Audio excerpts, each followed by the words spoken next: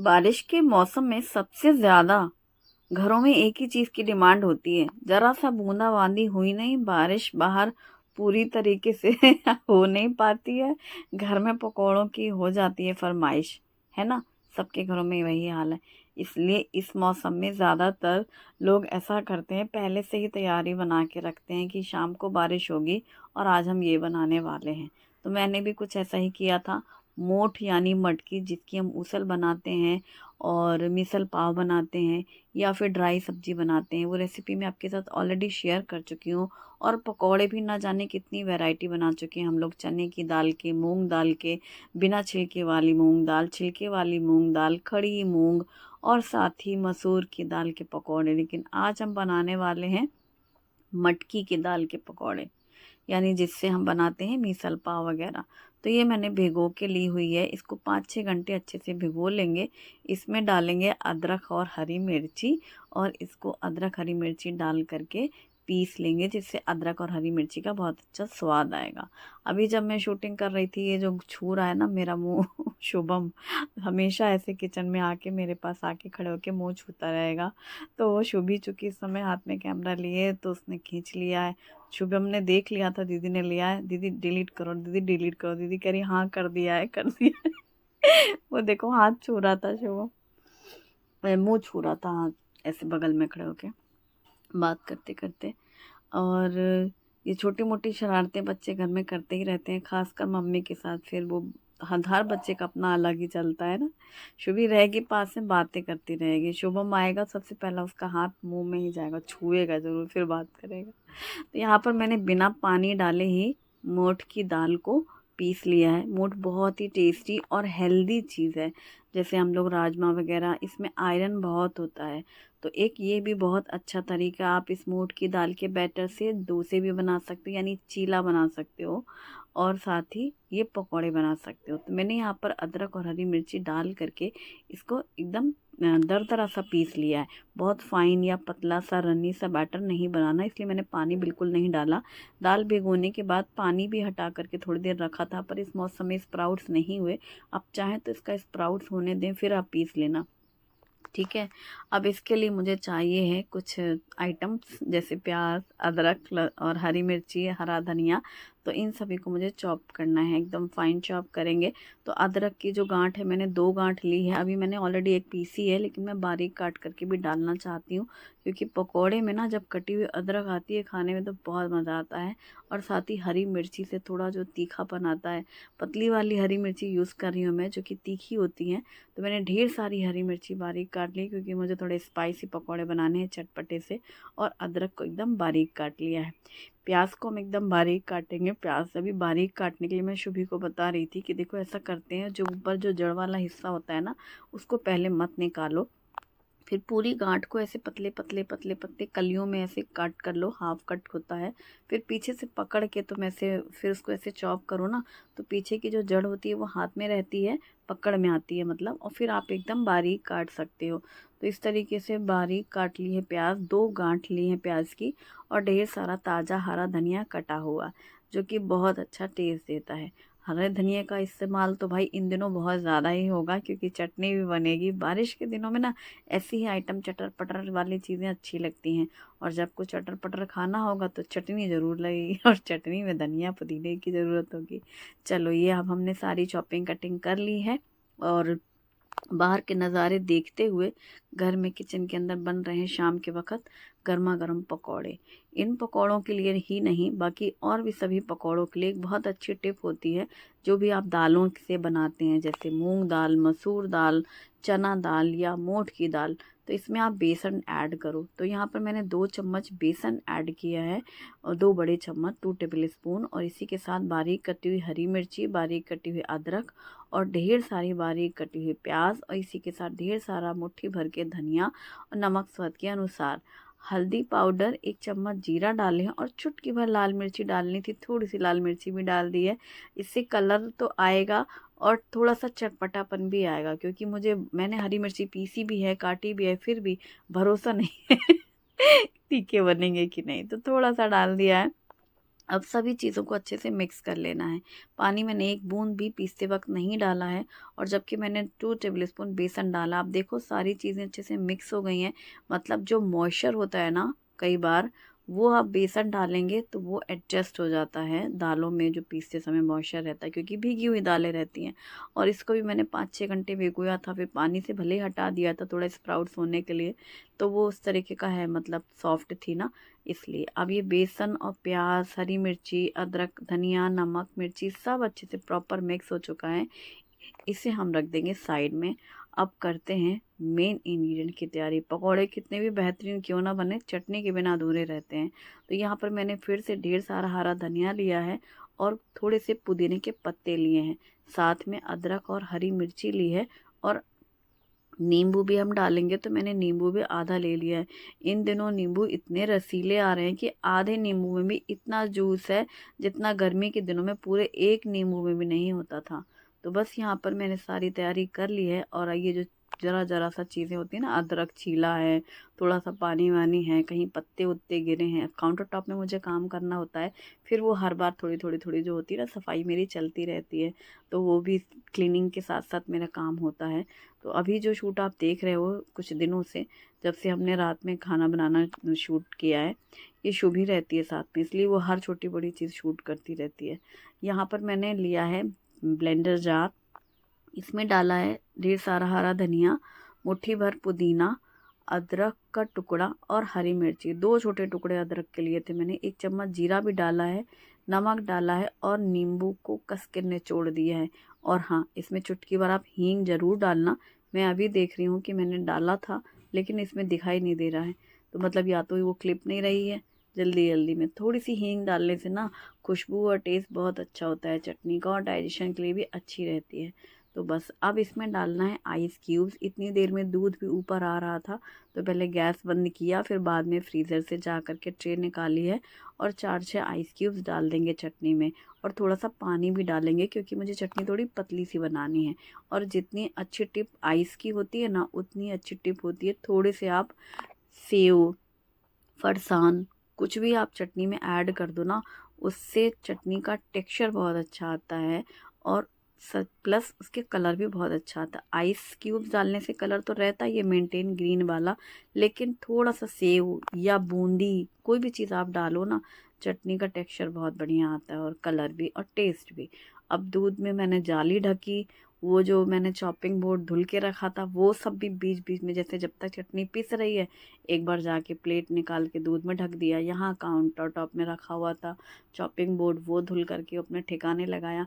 ये सब भी मेरा चलता रहता है। 4 बार भी ये काउंटर टॉप में आएगा चॉपिंग बोर्ड, वापस धुल के उसी जगह जाएगा, फिर यहीं पर आएगा। मतलब अगर मुझे अगला भी कुछ काम करना होगा ना, उतनी देर में फिर से निकाल के फिर यही करूँगी। ये जब ना आदत में है मेरे, तो वही शुभ ही हंसती रहती है, अरे आपको इतनी देर तो ये करना है, फैले रहने दीजिए सब यही। ये चटनी तैयार हो गई है, और इसको मैंने पलट दिया है, इसको साइड में रख लेंगे। तो अब हो गई है फाइनली पकौड़ों की तैयारी।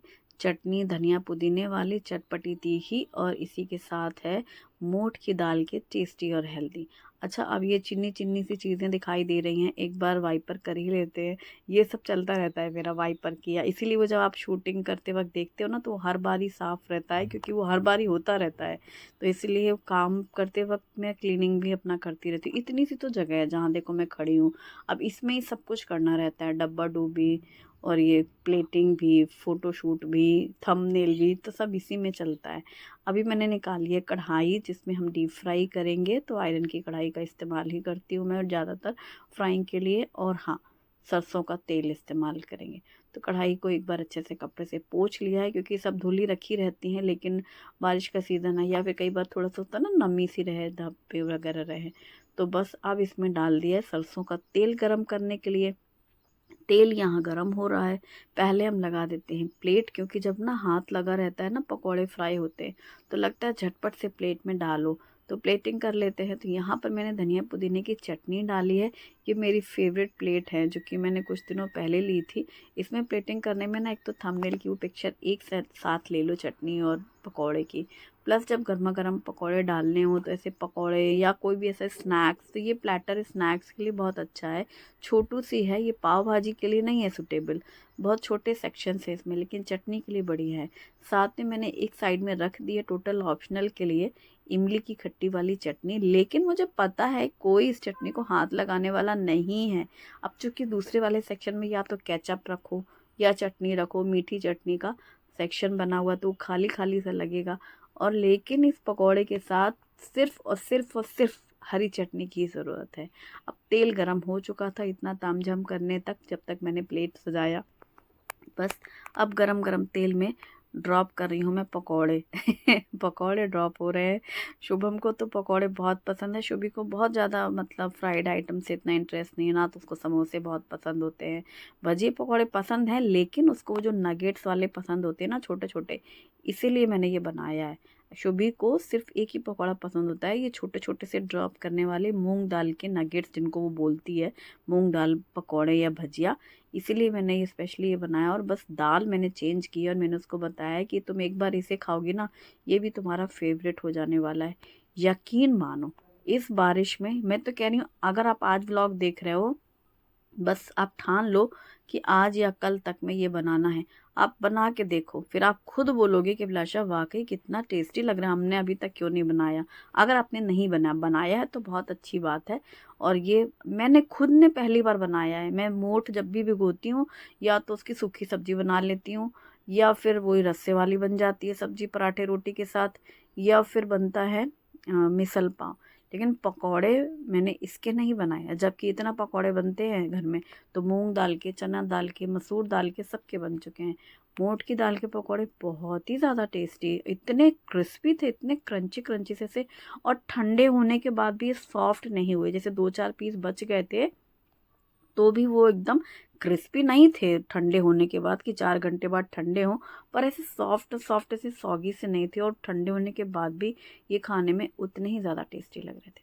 और अब जब ये गर्मा गर्म फर्स्ट बैच तैयार हुआ एकदम करारे से, प्लेट हमारी ऑलरेडी इंतज़ार कर रही है चटनी के साथ, बस झटपट से डालना था। मैंने दोनों से बोला तुम लोग एक साथ बैठो प्लेट में, एक साथ में गरम गरम दे रही हूँ, साथ में खाते जाओ, और फिर जैसे जैसे बनते जाएंगे तो मैं आगे भी सर्व करती जाऊँगी। ये बहुत टेस्टी है। और जैसे ही मैंने खोल करके एक दिखाने की कोशिश की ना, कि खोल के दिखाते हैं वीडियो में, और चटनी के साथ डिप किया, तो दो दूसरा पीस था वो तो ऐसे प्लेट में रखा था जिसमें चटनी लग गई थी, वो बच्चों मतलब मैंने खा के देखा और वो इतना ज़्यादा पसंद आया मुझे। मुझे लगा भाई जल्दी जल्दी बनो तुम लोग, इतना टाइम मत लो मुझे भी खाना है। बहुत टेस्टी थे और बच्चों ने भी बहुत तारीफ़ करी। और फिर क्या था, हस्बैंड भी आ गए ड्यूटी से, हमने कहा बिल्कुल सही टाइम पर आए हैं, बैठ जाइए तुरंत। और बस अब प्लेट तैयार हो रही है उनकी भी। तो इस तो आप किसी भी तरीके से प्लेटिंग कर सकते हैं। जैसे मैंने इसमें डाला तो बच्चों ने बताया कि इसको मीठी चटनी की कोई ज़रूरत ही नहीं है, सिर्फ हरी चटनी चाहिए। तो फिर मैंने सोचा चलो दूसरी प्लेट हम दूसरे स्टाइल से बनाएंगे।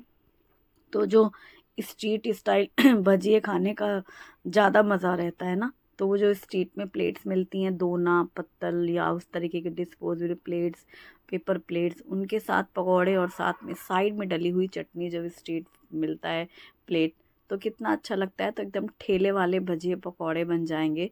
और इसमें जो बारीक काट के प्याज डाली है वो बहुत अच्छी लग रही है, और कटी हुई अदरक तो मुझे बहुत पसंद है, और हरी मिर्ची भी साथ में खाने में आ रही थी, बहुत बढ़िया लग रहा था।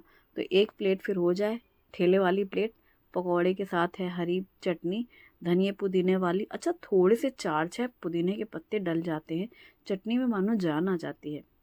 और इसमें नींबू का खट्टापन इतना बढ़िया आया था, और अच्छी तीखी चटपटी सी चटनी सी, और ढेर सारा धनिया का स्वाद, फ्लेवर, मज़ा ही आ गया।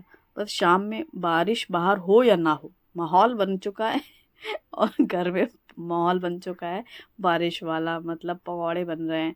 तो बस वो वाली बात थी, घर में बहुत मज़ा आ रहा था। आज की शाम कुछ अलग ही थी। अच्छा ये सब जो नाश्ते बनते हैं ना, तो इसे शाम में तो ये बनते हैं, शाम की भूख का इंतज़ाम तो करते हैं, रात में कोई खाने का नाम ही नहीं लेता। फिर चाहे कितना भी तुम पूछो क्या खाएंगे क्या खाएंगे, क्या बनाएं, खिचड़ी बना दें, दाल चावल बना लें, कुछ नहीं कुछ नहीं। तो सब गरम गरम पकौड़े भजिए खाए सबने, सबका हो गया।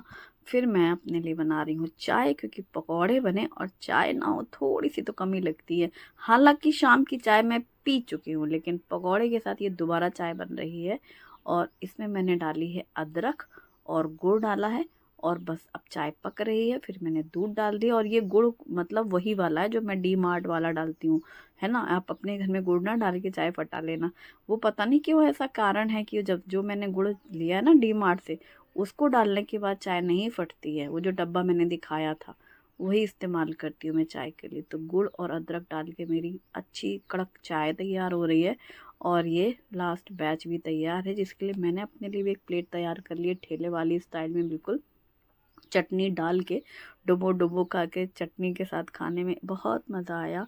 और साथ में ही ये गर्मा गर्म चाय। चलो आ जाओ सब लोग। और मेरी ख़ास रिक्वेस्ट है कि एक बारी ये ज़रूर बनाना। खुद मैंने पहली बार बनाया मोट की दाल के पकौड़े। हाँ, मैंने बहुत सालों पहले मोट की दाल की वड़ी बना के रखी थी। काफ़ी पहले मुर्तजापुर में एक फैमिली थी, उन्होंने बनाई थी। मुझे बड़ा शौक आया, बना के देखते हैं, इसी बहाने मोट की वड़ी खाएंगे, जैसे मूंग दाल वड़ी बनाते हैं। वो तो बनाई थी मैंने वड़ी, और काफ़ी टेस्टी भी थी। काफ़ी साल पहले बनाई थी, लेकिन इतने सालों बाद जब पकौड़े बना के खाए ना, बस मज़ा ही आ गया। और शुभी को मिला ये गूगल से जो कप, ये मेरे बड़ा मस्त काम का है, क्योंकि इसको मैं ढक के रख देती हूँ। चाय मेरी ठंडी भी नहीं होती, और इसमें पीने का अलग ही मज़ा आता है। लंबा सा है, चाय थोड़ी जितनी मैं पीती हूँ उतनी ही रहती है। तो मग में मतलब कॉफ़ी, चाय, दूध कुछ भी पियो, मज़ा आता है। और गर्मा गर्म चाय, गर्मा गर्म पकौड़े और चटनी, हो गया है नाश्ता। कल के लिए करते हैं तैयारी, दही चबाते हैं।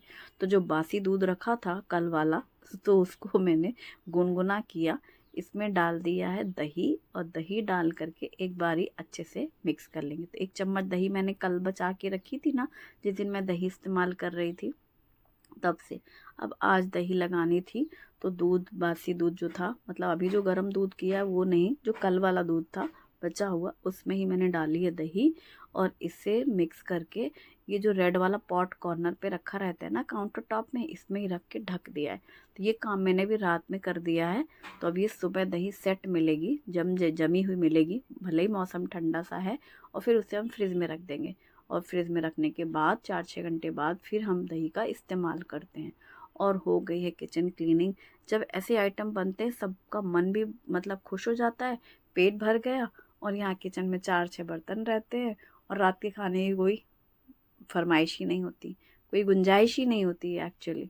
तो बस सब क्लीनिंग वगैरह हो चुकी है, रात के हमारे ये काम हो चुके हैं। वीडियो पसंद आए तो लाइक ज़रूर करिएगा, और कमेंट में ज़रूर बताइएगा कैसी लगी।